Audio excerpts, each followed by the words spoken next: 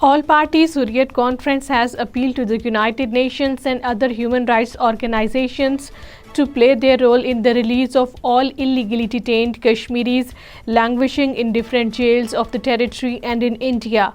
The all-party Hurriyat Conference leaders, including Abdul Ahad Para, Ghulam Muhammad Khan Sopori, Salim Zargar, Bashir Ahmed Andrabi, Zamruddha Habib, Yasmin Raja, Farida Behenji, Dr. Musaib and Javed Ahmed Mir in their separate statements have expressed serious concern over the worsening political and human rights situation in the occupied territory.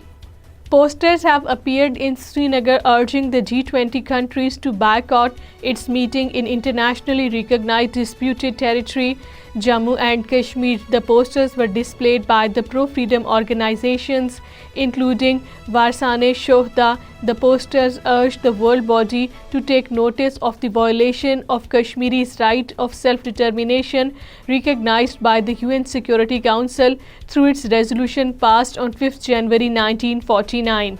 High Court has quashed Kashmiri journalist Fahad Shah's draconian Public Safety Act and directed the authorities to release him forthwith.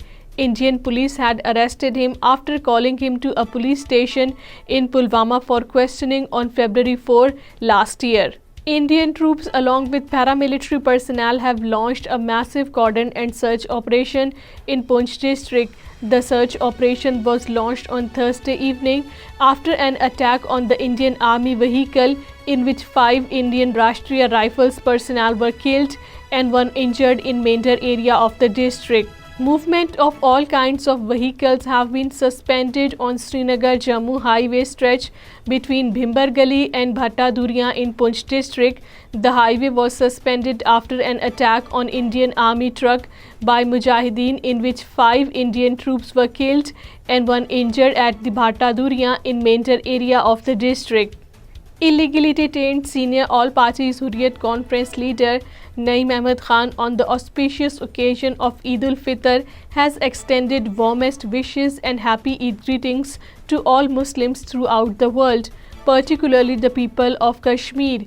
Naeem Ahmed Khan, in a message from New Delhi's infamous Tihar jail on the auspicious occasion of Eid ul-Fitr, said, "Amidst Eid celebrations, let us not forget the less privileged lot of the society."